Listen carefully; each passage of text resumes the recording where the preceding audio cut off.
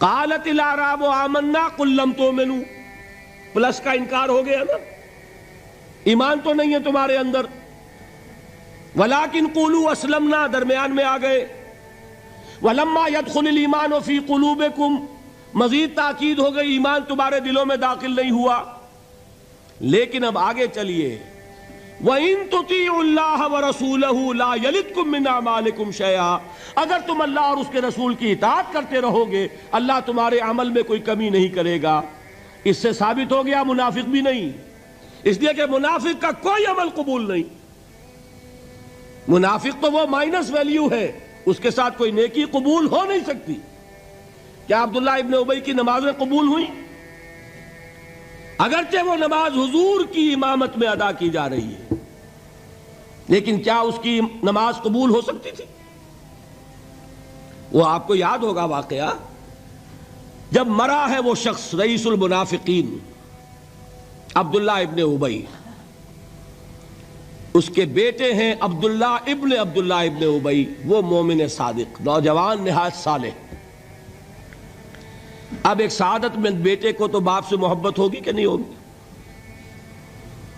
وہ بیٹا حاضر ہوتا ہے حضور کی خدمت میں، حضور میرے والد کا انتقال ہو گیا، آپ اپنا کرتا عنایت فرما دیجئے تاکہ میں اس کو کفن دوں۔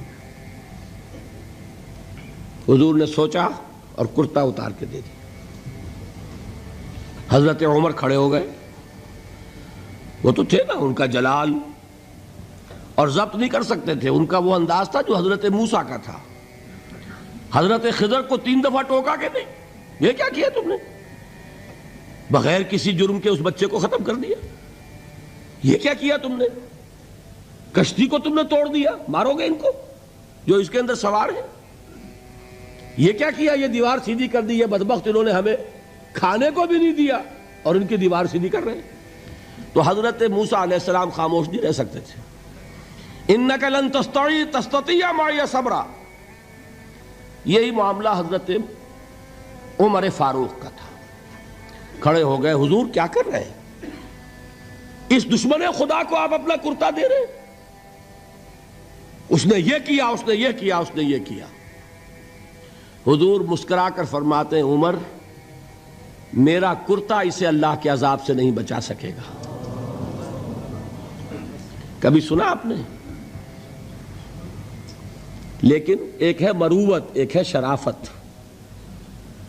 اس نیک اور صالح نوجوان نے آ کر مجھ سے ایک بات کہی، مجھ سے سوال کیا نا، کیا میری شرافت اور مروت اسے گوارا کر سکتی ہے کہ اس کا ہاتھ میں خالی لوٹا دوں؟ لیکن یہ نہیں کہ میرا کرتا اسے عذاب سے بچا لے گا۔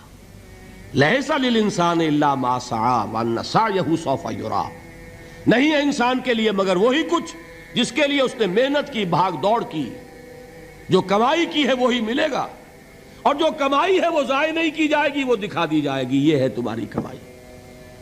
تو انسان کا معاملہ تو عمل سے ہے نا۔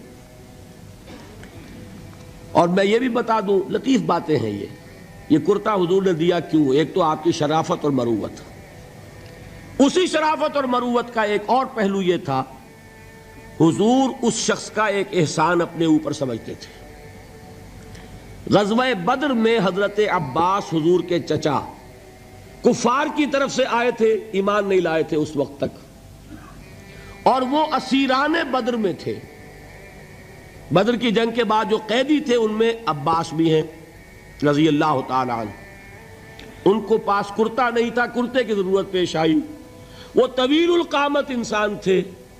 عبداللہ ابن ابی نے اس وقت کرتا دیا تھا عباس کو، اس کو محمد الرسول اللہ اپنے اوپر ایک احسان سمجھتے تھے کہ میرے چچا کو اس شخص نے ایک وقت میں کرتا دیا تھا۔ آج در حقیقت محمد الرسول اللہ صلی اللہ علیہ وسلم نے اپنے اس احسان کا بدلہ چکایا ہے۔ بہرحال بات جو ہو رہی تھی اس کو سمجھیے، منافق اندر جو کچھ ہے وہ ہے اور اللہ جانتا ہے، اللہ کا رسول جانتا تھا لیکن اس نے اس کو چھپایا اور تاکید کر دی، جس کو بتایا بھی ایک صاحب حضرت حذیفہ ابن یمان، کچھ منافقوں کے نام بتا دیے تھے آپ نے یہ میں واقعہ آپ کو پورا سناؤں گا جبکہ نفاق پر گفتگو ہوگی، لیکن ساتھ ہی کہہ دیا تھا دیکھنا کسی کو بتانا نہیں، یہ میرا راز ہے تمہارے پاس۔ اب لوگ ان سے پوچھتے بھی تھے، وہ بتاتے نہیں تھے۔ ان کا نام پڑ گیا صاحب و سر نبی، یہ نبی کے رازدان ہیں، ان کے پاس نبی کا ایک راز ہے، وہ راز ہی رہا۔ میں بتاؤں گا کہ کس نے پوچھا تھا، وہ تب نفاق کی حقیقت سمجھ میں آئے گی۔ بہرحال یہ بات سمجھ لیں، قانوناً ایک شخص مسلمان ہے، حقیقت کے اعتبار سے اس کی 3 شکلیں ہو سکتی ہیں، یا مثبت طور پر مومن اور ایمان کے درجات بے شمار